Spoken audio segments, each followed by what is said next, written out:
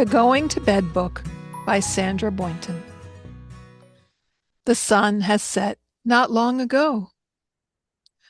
Now everybody goes below to take a bath in one big tub with soap all over. Scrub, scrub, scrub. They hang their towels on the wall and find pajamas big and small. With some on top and some beneath, they brush and brush and brush their teeth. And when the moon is on the rise, they all go up to exercise. And down once more, but not so fast. They're on their way to bed at last. The day is done, they say good night, and somebody turns out the light. The moon is high, the sea is deep. They rock and rock and rock to sleep. Hello, this is Gina. And this is Don with Focused Healthy Family, and this is podcast number 155. And today we're talking about exercising after 50. And before we get too far into it, I want to read. I actually found, again, we're going back to Caregivers 101 guide from Mike Collins. It's 100 ways to keep caregiving from making you crazy. And in here, he talks about some tips. Now, these are a little different than what we talked about, but I think it's good that we share them anyway. Caregiving experts are unanimous in encouraging caregivers to maintain health by exercising, to which caregivers say, when do we have time? Here are 5 ways to build exercise into your day. Number 1, park your car far enough away from your destination so you get a little walking. For instance, when you visit a hospital or a mall, park at the far edge of the parking lot as long as it's a safe spot. The few minutes extra it takes you to walk can count as exercise minutes. Number 2, don't take the elevator if you're going up into a building less than 4 floors. Walking stairs is a quick way to build exercise into your day. Number 3, walk while you're talking on the cell phone, but be careful. Whether you are walking up or down halls, up or downstairs, or outside, the minutes walking count as your exercise. Number 4, playing with your kids does double duty. You can get quality time with your children, and movement they bring into your life is healthy. Number 5, making a walking date. Just as playing with your children does double duty, making a walking date can help you stay in touch with friends and combine the fellowship with exercise. And the final note here, a study from Duke University shows that 10 minutes of strenuous exercise help prevent the onset of depressive symptoms. Even short periods of exercise can help. First, we have an article that Don found. Yeah, back in my AARP magazine, now that I get What that. month is that, Don? This month it's this month, February Of so 2025. 2025. And the article is called Get Fit for a Better Future. And so it talks about exercises that may be difficult for you to be able to handle. And a lot of times they're some daily stuff that we do. So different daily activities that can be challenging, and these are ways to exercise to strengthen those muscles that are needed for those daily activities. So what we did today is we're going to go through each of these, and we'll actually put up a video that we work together We'll demonstrate them. Demonstrating them. So the first one we're covering is called carrying the groceries. When you walk while holding an object, one side of your body usually works a little harder than the other. This stresses varied muscles unevenly, and any weak link in your body's chain can result in pain and stiffness, making the simple task difficult. Adding an exercise that strengthens your glutes, core, pelvic stabilizers, shoulders, upper back, forearms, and especially your wrists and hands can keep your body prepared for anything. And so each of these different exercises, like we said, kind of focuses on different muscle groups to strengthen them. Hold the weight in your left hand and let your arm hang down at your side. Stand upright with your feet hip width apart. core muscles contracted, and your shoulder blades pulled back towards each other. Holding this posture, walk forward about 10 to 15 feet, stop and turn, switch the weight of your right hand, and then retrace your steps. It says repeat a total of 6 to 8 times. Keep your shoulder even as you walk. If you start to sag towards the weighted side, either correct your posture or switch to a lighter weight. The next one is walking pain-free. One of the biggest impediments to walking comfortably is hip pain, but the source of that pain may surprise you. There are very strong correlations between hip pain and ankle immobility.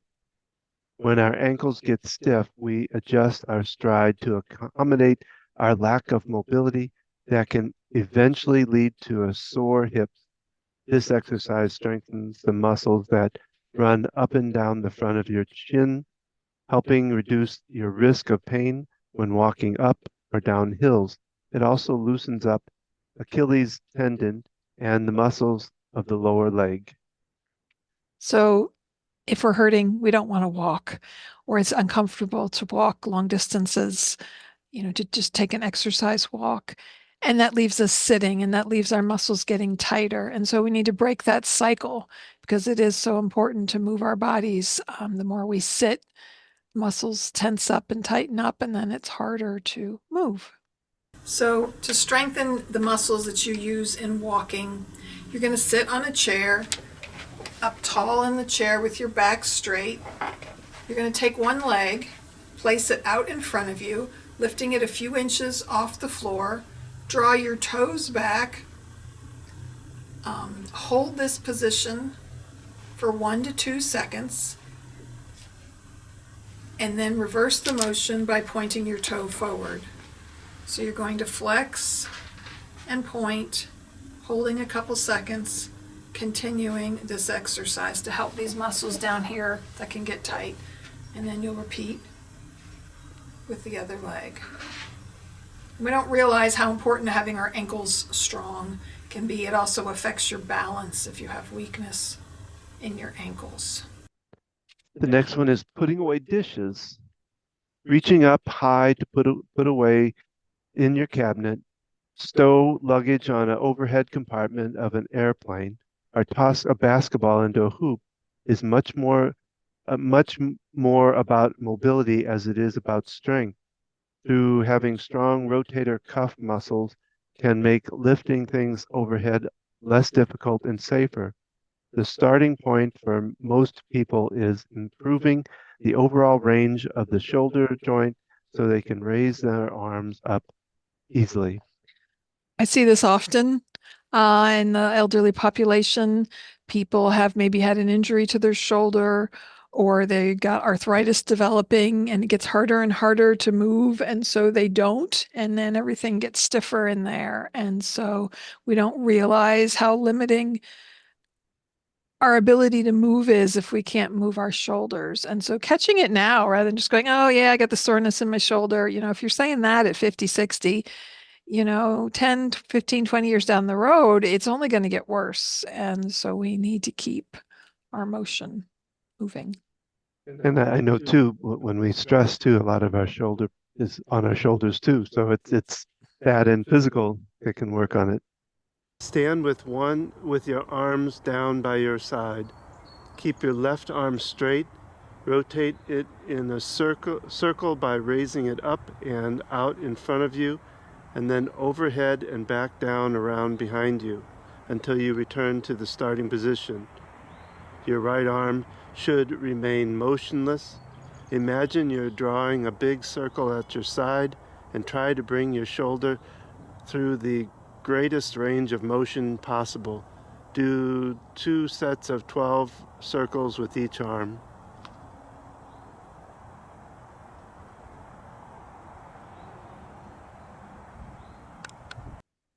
The next is sliding out of bed. Getting out of bed is much different movement than lifting yourself from a chair because your hips have to rotate as you get up. This move targets the muscles involved, including your core, hip flexors, abductors, adductors, external rotators, and pelvic stability muscles, and will make exiting your vehicle or tub easier to do. So, something we don't typically think about. We get up in the morning, we just get up out of bed. Yet, the population I work with, when someone's been in the hospital, and we're especially over 65, but if there's other medical conditions, even younger ages, that's a challenge. And so, when people come to the rehab center, that's one thing we look at right away, working on getting out of bed. And there's a combination of movements that are involved, being able to roll, being able to swing your legs over and to push yourself up. So focusing on all these different muscles and what it takes, because that's how it's easy to strain something when muscles are weak and we're trying to do something. People often say, I don't know why my shoulder's hurting. Well, they've been pulling themselves in bed and having to rely heavily on their arms, if there's been a leg injury. Stand next to a sturdy chair or place a box or a stack of towels along the outside of your left foot. Keep an eye on your feet and, and a hand on the chair for balance. Step your left foot up and over the box, then step your right foot up and over the box. Reverse the motion by stepping your right foot over and over, followed by your left. Do 10 to 15 reps, then place the box at the outside your right foot and repeat. Our next one is opening jars. Strong hands and forearms make life easier, whether it's turning keys, opening doors, holding a pet's leash, or maintaining a firm, safe grip on knives. When cooking, your grip goes beyond being able to twist something open. Grip strengthen has associated with one's risk of uh, frailty and cognitive decline. A strong grip also keeps you safer by making it easier to hold on to handles and railings, as well as being able to catch yourself if you lose your balance. And a simple thing is just stretching your hand, extending your fingers, spreading the fingers, and a tight fist, thumb over fingers, and just resisting as you do that. It's one simple thing you can do without any props or anything. Hold the loosely scrunched washcloth in your right hand with your right arm in front of you, palm facing the ceiling. Squeeze the washcloth as tightly as you can for 1 second, then relax your grip. Repeat at a quick pace for 20 seconds. Turn your wrist so your palm faces towards your left. Repeat for 20 seconds. Then finish by facing your palm down towards the floor for a final 20 seconds. Repeat each 2 to 3 times. You can also wet your washcloth. So this can be done when you're showering, and you're just going to squeeze the water out.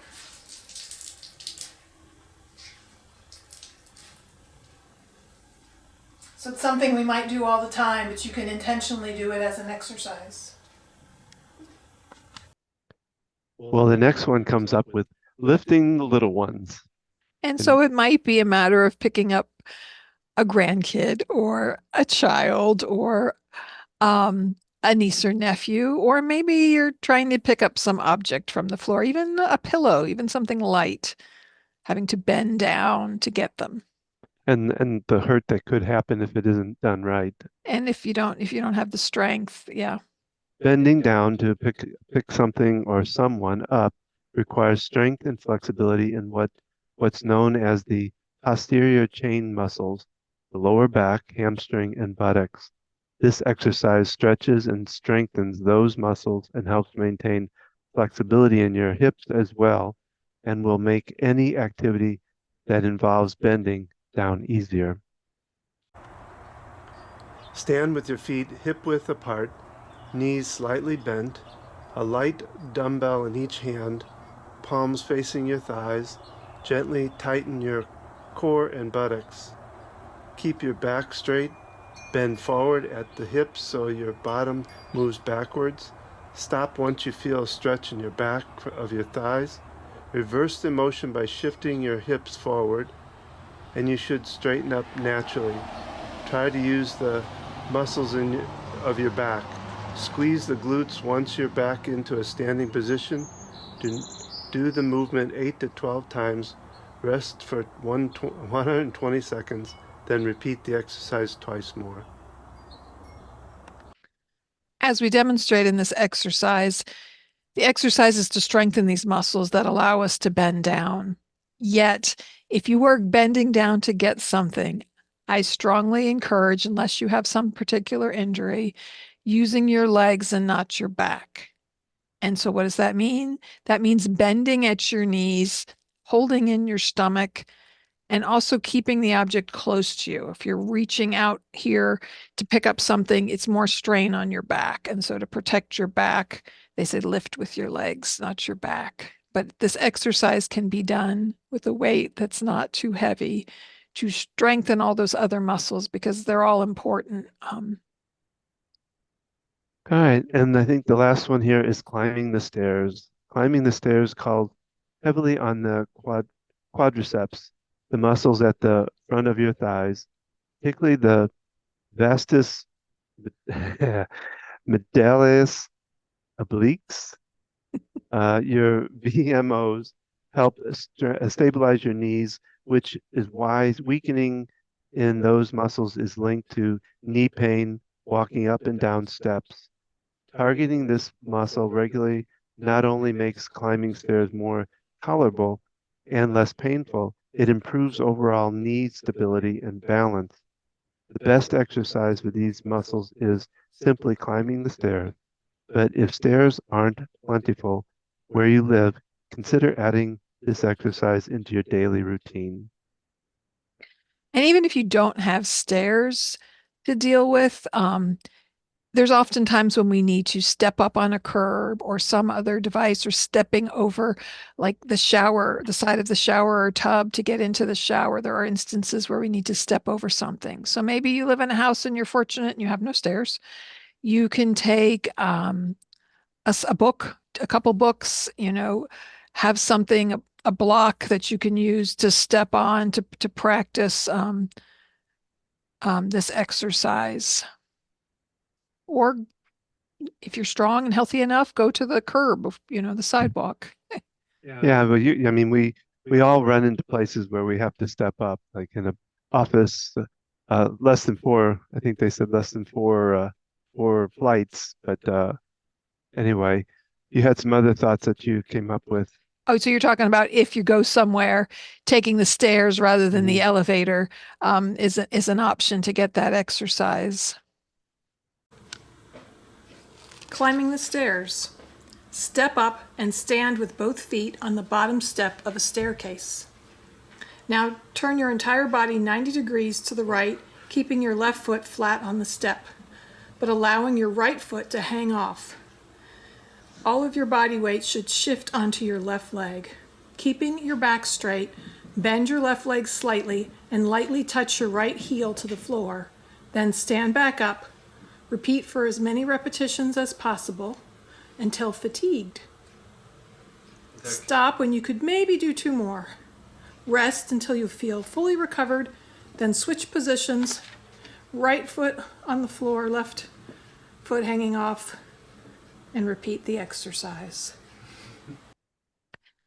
And so we've gone over some, as per this article, challenging things that we encounter, like carrying groceries, um, sliding out of bed, opening jars, picking up children. And these are different exercises that can be done to strengthen those muscles. Well, another thing people often say is, I don't have time to exercise. I'm too busy. I've got to run here. I've got to pick my kid up. Then I've got to go, take care of my mom's laundry. And then I've got to do this. So, how can we incorporate some simple, small exercises into our daily routine? So, first of all, just thinking about your posture. We do so many activities that we're forward, whether we're on our phone, whether we're driving, we're getting paperwork on the computer. And so it's so important to stretch these muscles through here. And a simple thing you can do, whether you're sitting or standing or even laying down, first raise your shoulders up and then really pull them down and then pull them back.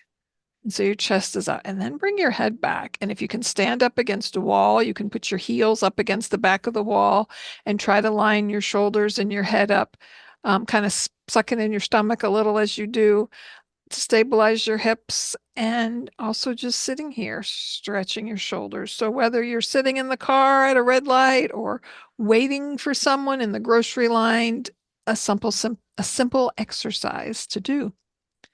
You're at the sink getting ready. I call it my curling my eyelashes stretch, and I stand up and hold on to the counter and I bring my foot up behind me and hold it there to stretch what the quadricep, the very front of your thigh from your hip down to your knee. And I hold it and I stand there and I might take some deep breaths and things. And so sometimes you can do these simple things while you're also getting ready, brushing your teeth. An easy one is where you put one leg back behind you, straightening it and bending the front leg and kind of bringing that back heel down to stretch through that leg and then switching legs. And it's good to hold stretches 10 to 30 seconds, depending on how it feels. You want it to feel a stretch, but not painful. And so, kind of gradually increasing the stretch by extending the movement. So that's something you can do standing at the counter. Um, Another thing I wanted to take note of is when you're sitting, the most ideal ergonomic position is for our hips, our knees, and our ankles to be at 90 degrees.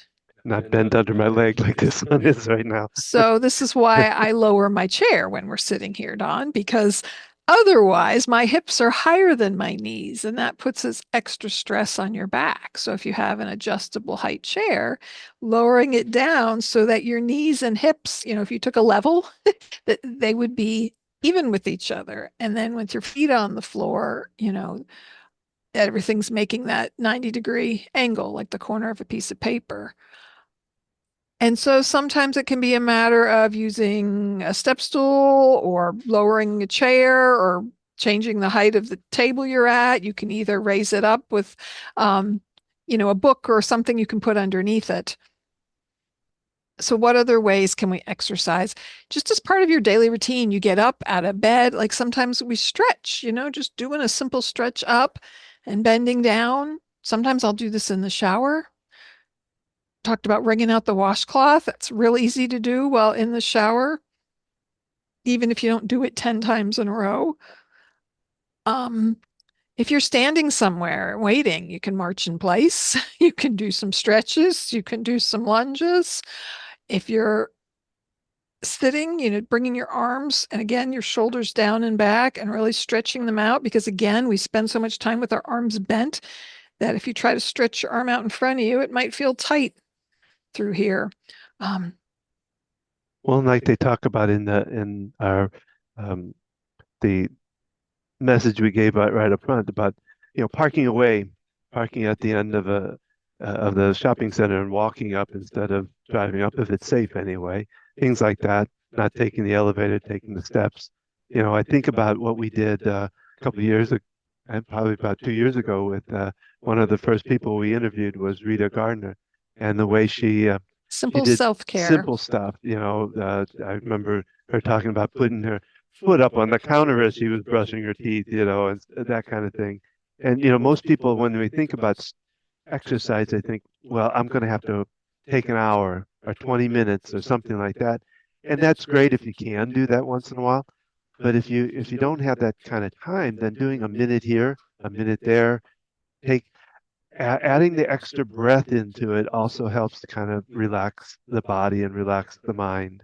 And if you So, can incorporate some simple things into your daily routine, then it can just become part of what you do in the morning. I get up, if I brush my teeth, I stretch my leg as I'm doing it. I'm in the shower, I'm wringing washcloths out a couple times, finding ways to incorporate these little activities for different strengthening, especially if you're sitting. We do a lot of waiting, whether we're in the car waiting to pick up a kid from somewhere or in line for the pharmacy or we're on the phone on hold, use that speaker or use a headset and set your phone down and be hands-free and even just sit there and stretch while you're doing it. Just some gentle neck stretches. It's always good to move the neck slowly.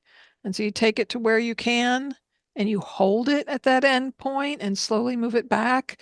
Um, Well, I Sitting remember down, you could march in place. I was going to say when I would drive a lot of times because when you drive it's a long sometimes it could be a long drive and I find myself lifting my leg. I'll put it on cruise control so I can use my legs to go up and down, maybe do some, like you say, some exercises with my hand and just kind of loosen things up. Yeah, when we stop on trips, I'd often lean against the car and do some stretches from, all that sitting.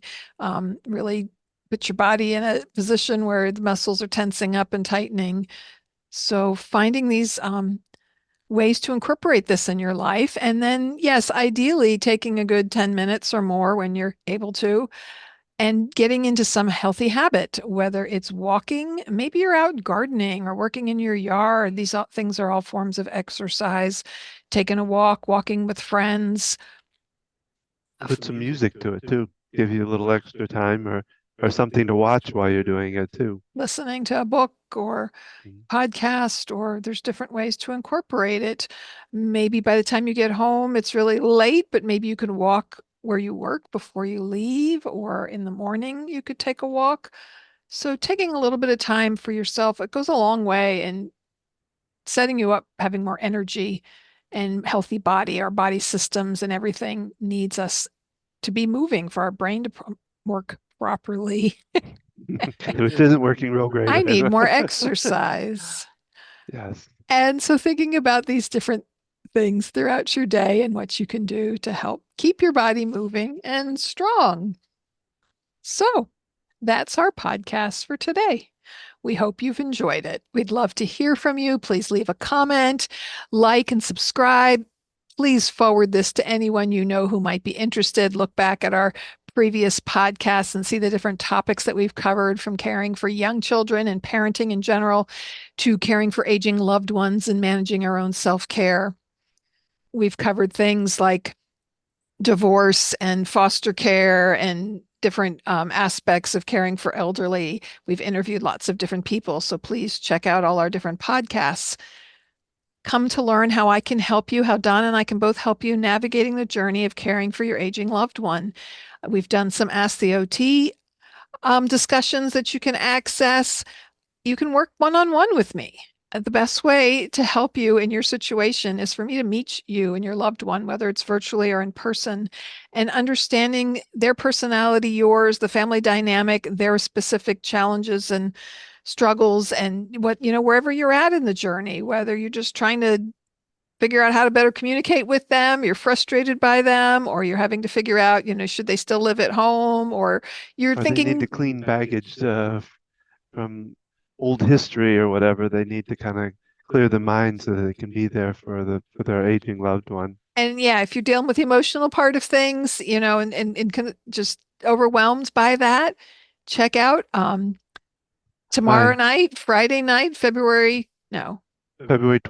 28th, at 7 o'clock, we're going to be, and then in the next month in March, we're going to start doing these on a weekly basis. So these are tapping sessions with Tapping Don session, yes. online, doing EFT live and in person with Don um, at no cost. Just join in on the group. Sometimes you get one person, sometimes you have several.